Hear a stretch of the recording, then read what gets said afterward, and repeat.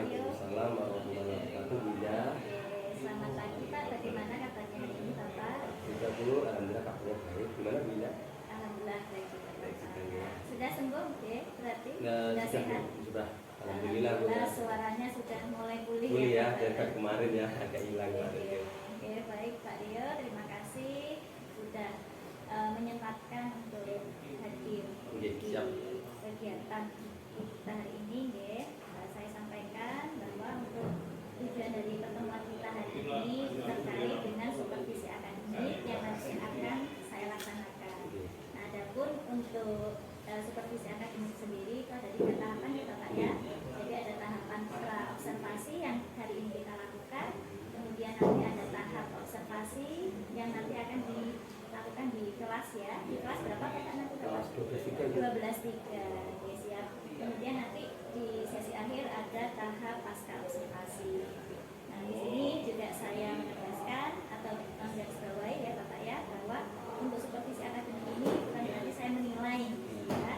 Di sini saya sebagai rekan sejawatnya Pak Rio, mungkin nanti saya akan melihat bagaimana penerapan pembelajaran Pak Rio, fokusnya pada area pengembangannya apa.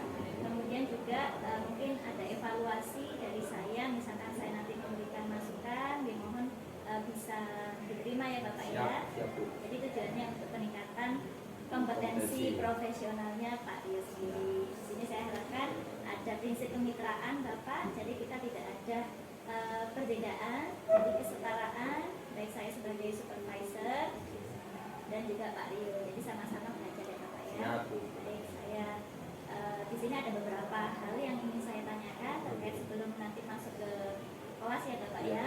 Di sini saya mau menanyakan dari tujuan pembelajaran Pak Rio nanti Di kelas di kelas 12.3 itu 12.3 kita nanti akan belajar tentang peluang. peluang Jadi ya. tujuan pembelajaran nanti peserta didik dapat memahami konsep peluang dan dapat menerapkan dalam penyelesaian masalah kompleksnya. Oh gitu, oke. Baik, saya ulangi. Jadi tujuan pembelajarannya adalah memahami konsep peluang dan bagaimana cara menerapkannya Untuk pada menyelesaikan masalah. masalah kontekstual ya Bapak ya. Baik, terima kasih. Ini masuk matematika wajib Wajib. atau kan? Ini matematika wajib kelas 12. Matematika wajib. Oke. Baik, dari tujuan pembelajaran yang sudah disampaikan oleh Pak Rio tadi, mungkin bisa menjelaskan area pengembangan yang ingin dicapai oleh Pak Rio sendiri itu apa saja Bapak? Jadi berdasarkan pengalaman saya bahwa anak-anak ini kan masih banyak yang masih kesulitan dalam memahami atau belajar matematika. Oleh karena itu saya ingin mengembangkan diri saya dalam pembelajaran ini, yaitu bagaimana bisa memberikan suatu instruksi yang mudah dapat dipahami anak-anak, dan juga pembelajaran nanti pembelajaran yang bisa nyaman dan senang. Berarti pembelajaran ya. Itu ya, mungkin ada 2 Bu area pengembangan saya. Yang pertama yaitu bagaimana nanti bisa muncul satu instruksi atau proses dalam kegiatannya itu instruksi yang jelas dan mudah dipahami anak, dan juga nanti suasana pembelajarannya juga nyaman, tidak yang yang terlalu kaku gitu ya, karena biar anak-anak rileks Oke, saja. siap.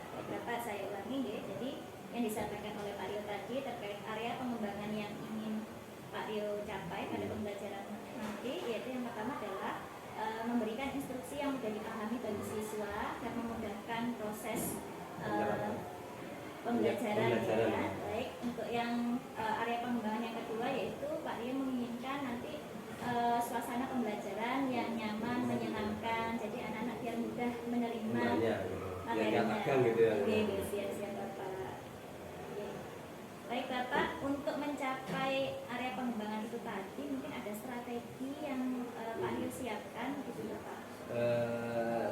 Strategi mungkin yang akan saya terapkan yaitu Bu, yang pertama karena terkait dengan instruksi saya akan menyiapkan beberapa langkah-langkah instruksional yang itu kiranya tidak terlalu sulit atau berat.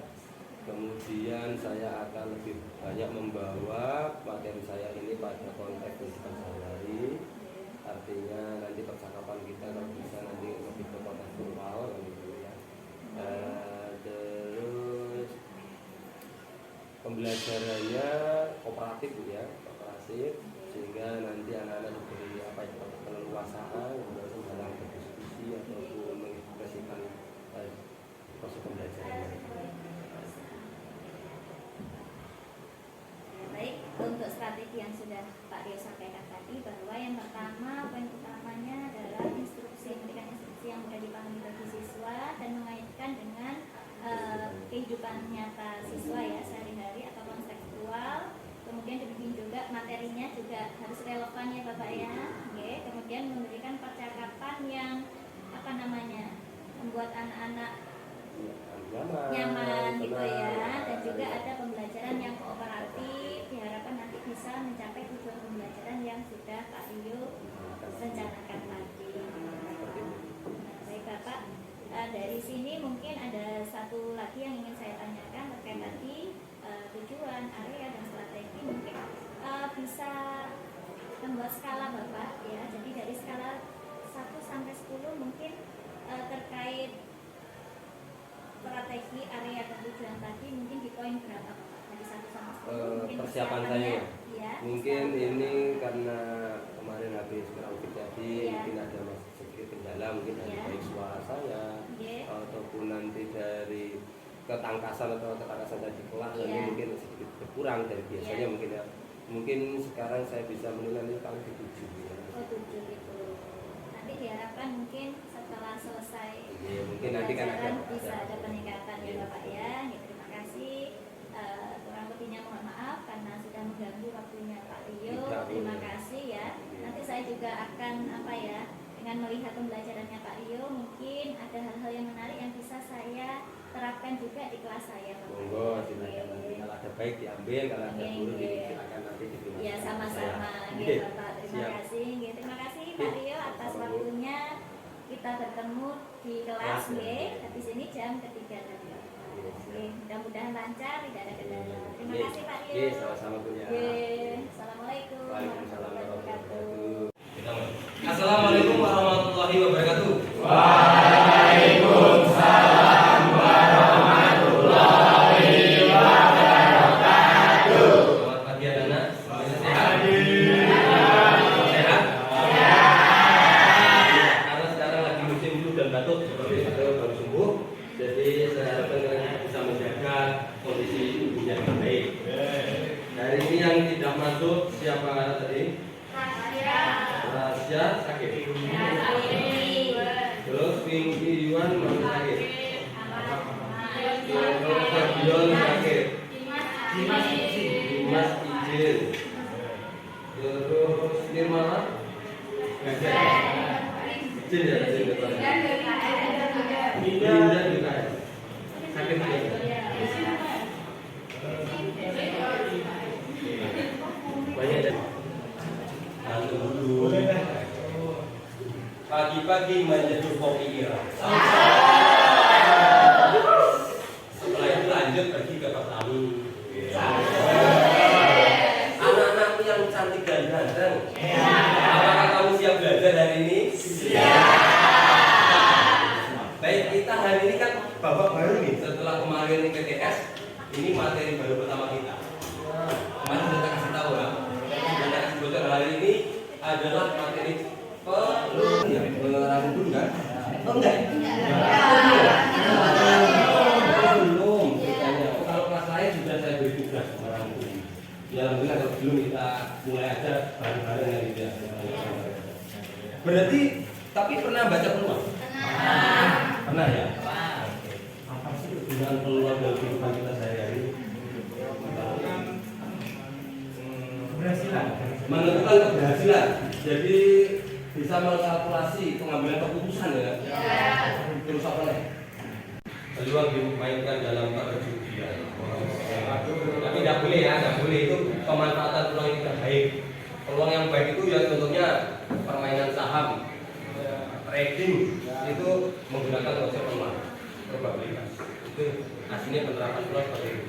Ya dalam skala kecil ya itu tadi ya. Kupon kita kan, kalau kita ujian-ujian itu kan ada peluang nggak kita.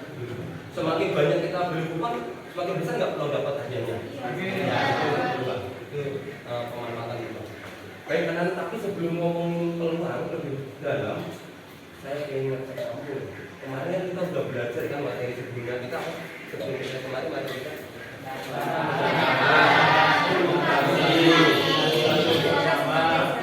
sama kombinasi. Nah, materi kita hari ini relate banget sama materi sebelumnya. Jadi dalam matematika itu selalu ada keterkaitan. Nah, untuk memudahkan kita kerja kelompok ataupun Kak Rio biar mudah mengidentifikasi kemampuan awal, apa bedanya permutasi dan kombinasi? Iya dan kombinasi. Apa bedanya? Itu memang gitu. Dan yang kedua, sebutkan.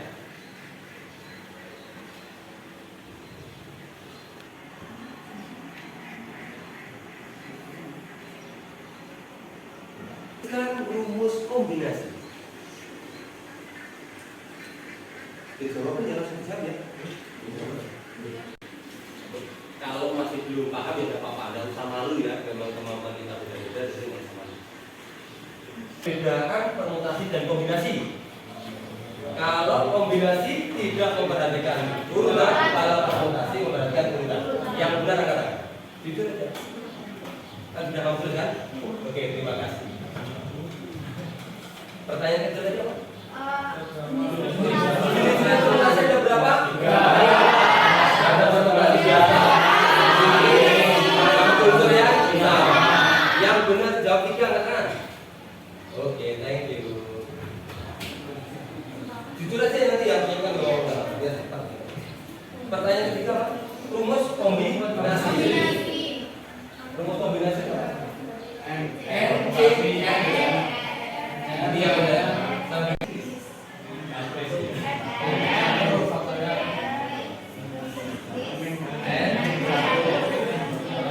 Yang benar angkat. Yes, alhamdulillah. Yang benar 3 sampai 4 pertanyaan. Silakan kamu geser ke bagus. Tapi saya ucapkan saja atau kita diskusi terbuka secara lisan dulu saja atau makan dulu saja. Sekarang baik yang tadi masih belum bisa menjawab dengan benar semuanya ataupun yang sudah bisa menjawab dengan benar. Tujuan kita hari ini sebenarnya adalah ya kamu dapat mempelajari konsep peluang. Ya, tujuan pertamanya kamu mempelajari. Nah, dalam proses pembelajaran kita permutasi dan kombinasi itu oleh karena itu maka perlu dikuatkan. Kalau yang sudah kuat, alhamdulillah. Yang belum nanti saya tambahin dulu sebelum kita itu lanjut materi selanjutnya. Nanti silakan kamu baca dulu. Saya beri waktu sekitar berapa? 5, 6, 7, 6 menit. Kasus ini silakan berdiskusi oleh boleh, saling memaknai ide-idenya boleh, bertanya kepada saya juga boleh. Boleh, silakan kamu mau menggunakan buku boleh, mau nyari di internet boleh. Jangan pertanyaan yang terlalu dalam, terlalu sulit, tidak. Tanya umum aja. Coba berlatih melempar pertanyaan pada Pak Rio.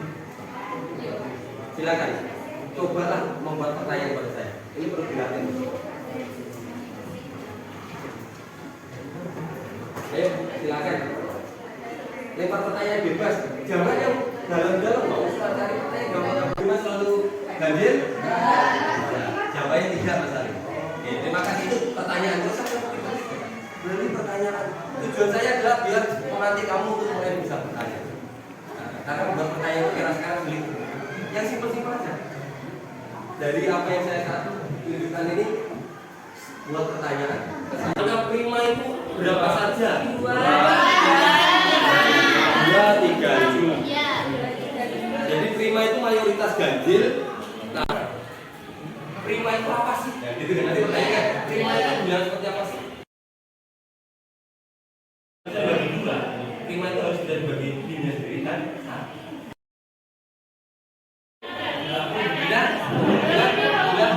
Oke. Saya tanya sekalian. Kombinasi itu apa? Kamu dengarkan nomor kombinasi.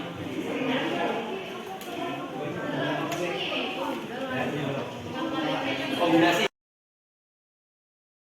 Bentar.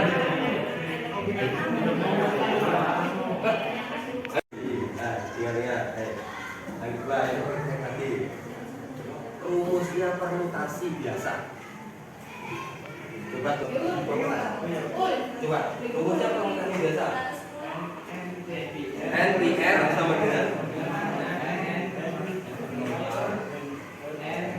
permutasi nggak bisa.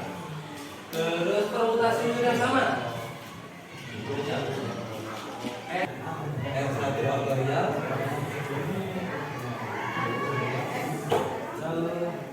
faktorial kali 2 faktorial kali 4 terus.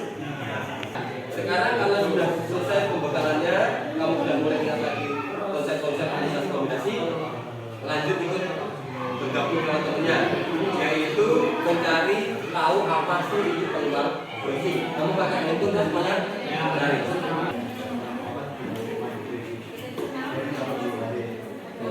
Satu, dua, tiga. Kalau kurang dari tiga berarti dua.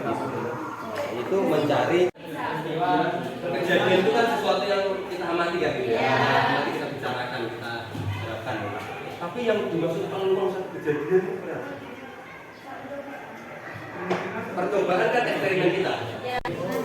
Ayo, ada pembandingnya enggak konsep peluang ini? Apakah hanya sebatas kemungkinan terjadinya suatu kejadian saja? Sebelum menjawab ini kita definisikan dulu. Peluang itu berapa?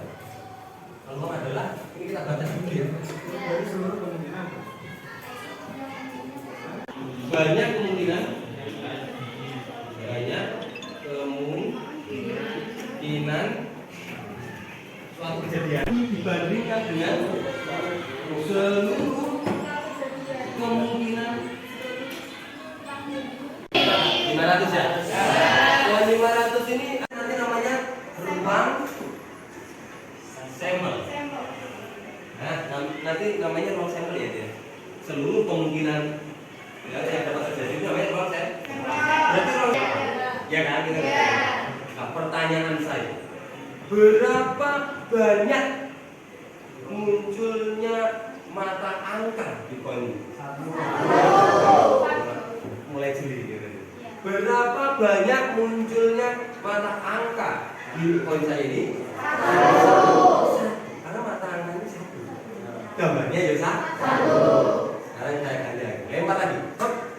Berapa peluang munculnya yang atas ya adalah angka?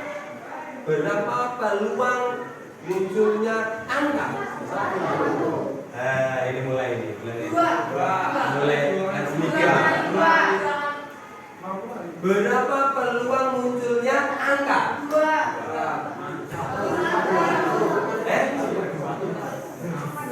Ada yang 2 1. Masih belum kompak. 2. Berapa peluang munculnya angka? Pertanyaan peluang munculnya angka. Berapa? Jawabannya adalah 1/2. Kenapa? Karena konsep peluang itu membandingkan banyak kemungkinan angka. Banyaknya kemungkinan angka berapa? Totalnya konsepnya berapa? Maka kemungkinan kamu bayangkan. Jadi itu ada berapa mata? Berarti pertanyaan saya, berapa ruang sampelnya? Kalau pertanyaan saya begini, berapa banyak kemungkinan muncul, berapa banyak kemungkinan ya, munculnya kata dadu ganjil? Berapa banyak kemungkinan muncul kata dadu ganjil?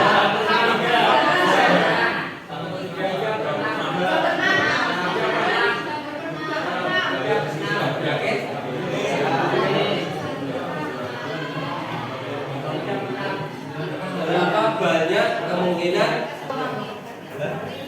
Ya, kita mulai aja. Ayo. Dan bisa lepas ya. Banyaknya kemungkinan akan ganjil ada berapa? Berapa banyaknya angka ganjil berapa? Ada 3.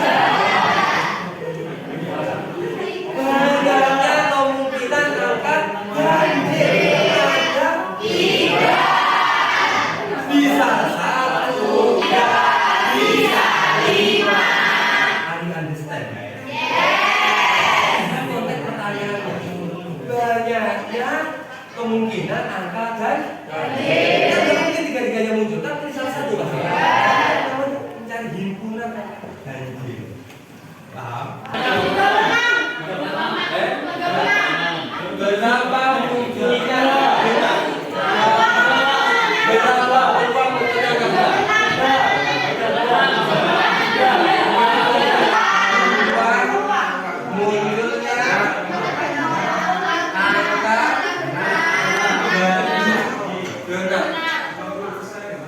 ya? Ya. Maka kita kan harus mencari kemungkinan tadi. Banyaknya kejadian dunia apa tadi? Dua. Ini banyaknya munculnya ke bisa juga bersama di sana. Tapi kalau peluang itu sudah dibandingkan dengan keseluruhan. Apa maksud saya? Bisa dicerita? Oke. Silakan diulang.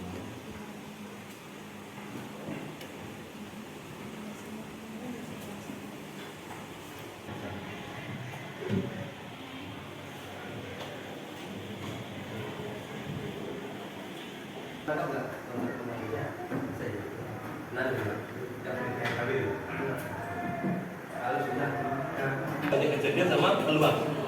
Ya, majemuk tadi ya sebatas enggak kita ngomongkan peluang tunggal dulu Mas. Kalau peluang tunggal itu satu kejadian. Kalau majemuk saya tadi kan gini, sampai tadi kan sempat salah menerjemahkan antara banyak kemungkinan sama peluang. Sekarang udah jelas ya. Kalau peluang itu banyak kemungkinan gimana peluang itu? Ayo coba dijelaskan. Peluang suatu kejadian itu, ya peluang tunggal suatu kejadian itu gimana?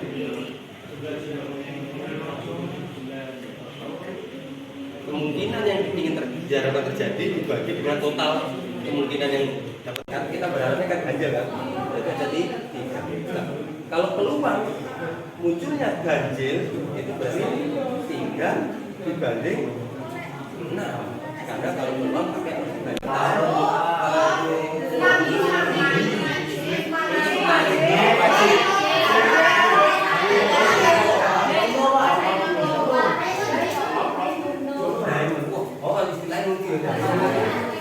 karena ada 4 ini ya, ada 4 gambar beda-beda gitu. Pertanyaan, berapa kita ngambil satu? Terus pertanyaannya ini kan, berapa peluang terjadinya 2 jeruk? Berapa dengan 2 jeruk yang berwarna? Tapi dewe kan? Nah, berarti jumlah kemungkinan.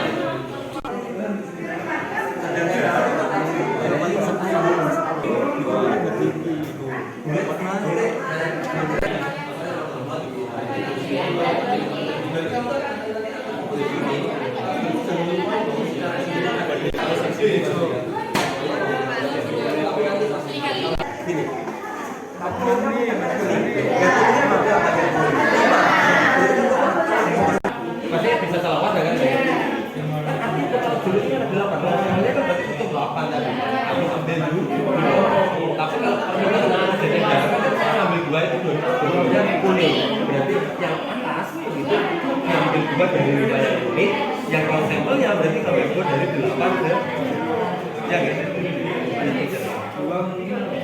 Ya kan memang ada 2 cara kan peluang kok duduk mungkin kemungkinan mengambil kejadian ini kan sama kemungkinan seluruh kejadian yang termasuk yang nggak sesuai permintaan itu kan gitu yang sebagai sampel itu paham? Tapi saya permintaan saya kejadian saya adalah terambilnya nanti banyak kejadian terambil dari 5 dari 3 pakai teknik apa? Pakai teknik apa mengambil 2 dari 5 ya? Bebas. Konsep apa ini?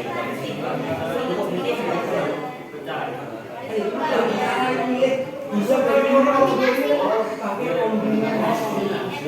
Ya dari telepon kan kami bebas. 2 jeruk dari seluruh.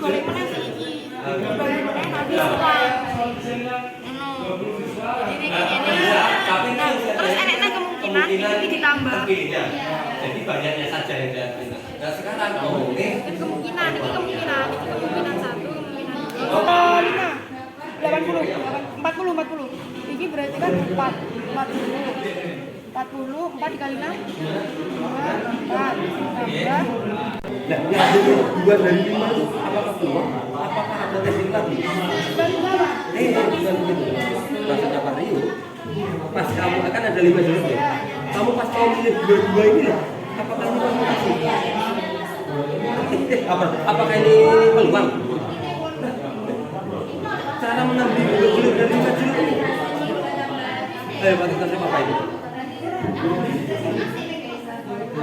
Ya, enak dulu. Mau pilih logo Oke, berapa total jeruknya tadi? 8. Diambil dulu 2. 8 kombinasi. Itu ruang sampelnya. Jadi 2 kombinasi 5. Iya, yang kejadian yang diharapkan 2. Dulu kan faktorial. Iya.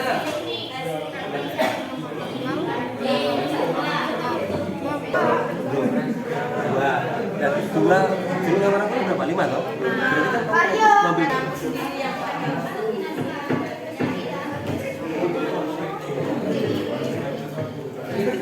setelah acak kita menggunakan konsep kombinasi. Misalkan 5 tadi cara milihnya kan bisa jadi ini sama ini juga, bisa jadi ini sama ini, bisa jadi sama ini. Kan banyak sekali cara untuk memilih. Nah, banyaknya cara memilih tadi itu menggunakan kombinasi. Maka banyaknya kemungkinan kita mengambil 2 jeruk kuning dari 5 jeruk yang kuning itu adalah 5 kombinasi 12. Sedangkan total jeruknya tadi kan ada 8. Ruang sampelnya kan harus dihitung semuanya ya. Yang dihitung adalah semuanya. Maka pakai 8 kombinasi 2. Bisa dipahami tidak? Bisa dipahami? Jelas anak-anak? Paham logikanya itu dulu, paham logikanya.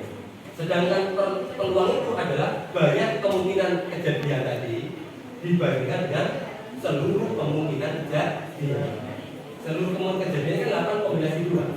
Sedangkan kejadian yang jeruk kuning tadi adalah ini tadi 5 kombinasi 2. Maka jawabannya adalah 10/28 atau kalau diperkecil jadi 5/4. Bisa dipahami kan ini? Bisa? Jelas? Tahu kaitan antara kombinasi dengan peluang? Tahu ya? Karena ngambilnya secara acak. Kan ngambil saya kan nggak tahu kan, nggak lihat ya, pintar. Random banget ya, nah itu akan banyak terjadi pilihan-pilihan yang berbeda. Nah seperti itu anak-anak. Cukup ya? Sepertinya waktu kita sudah habis anak-anak. Sebelum kita akhiri, mari kita refleksikan dulu. Sudah siap refleksi? Sudah siap? Sudah kita hari ini.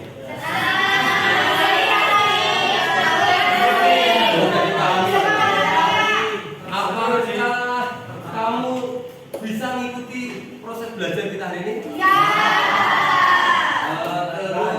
Apakah mungkin Pak Rio perlu melakukan suatu hal yang lain mungkin ke depannya? Tidak. Apakah ada materi yang tergolong sulit di konsep ini? Yang terakhir ya? Oke, yang terakhir ya. Dibandingkan dengan seluruh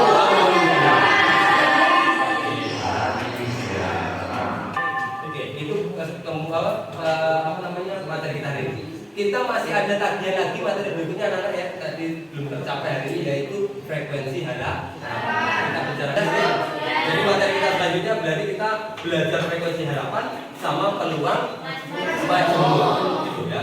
Baik anak-anak, kalau tidak ada pertanyaan, terima kasih atas perhatiannya. Semoga tetap belajar lagi lebih semangat di pertemuan berikutnya. Saya akhiri, wassalamualaikum warahmatullahi wabarakatuh.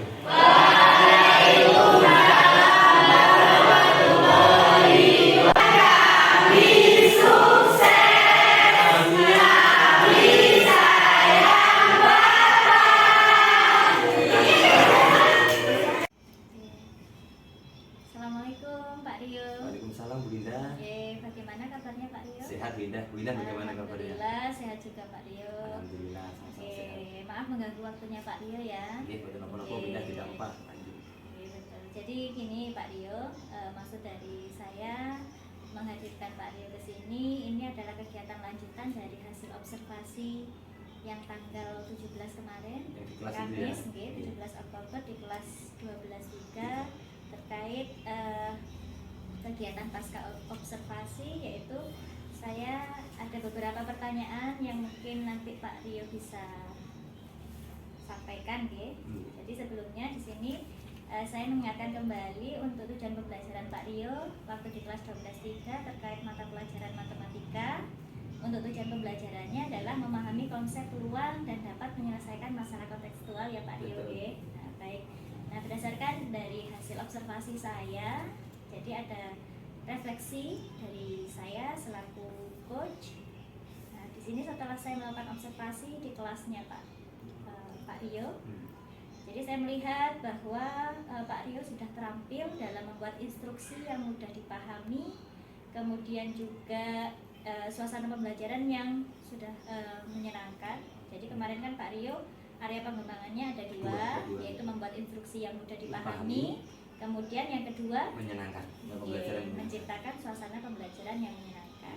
Namun di sini ada beberapa poin yang mungkin bisa untuk pengembangan Pak Rio ke depan. Siap. Yaitu untuk mencapai tujuan pemahaman konsep luar dikaitkan dengan masalah kontekstual. Di sini Pak Rio masih mempergunakan mungkin alat peraganya masih belum maksimal, karena di sini kan dikaitkan dengan masalah kontekstual. Mungkin dengan adanya alat bantu berupa alat peraga memudahkan siswa untuk memberikan instruksi yang mudah dicerna ketika memahami konsep luar. Nah, untuk berikutnya Pak Rio, di sini saya lanjutkan dari pembelajaran yang Pak Rio sampaikan waktu itu, apa sih yang menjadi hambatan atau kendala dari Pak Rio ketika pelaksanaan proses pembelajaran waktu itu, Pak? Terima kasih Bu Indah. Mungkin saya menanggapi dari pertanyaan Bu Indah tadi, apa yang menjadi kendala saya di kala itu. Yang pertama adalah kemampuan dasar anak.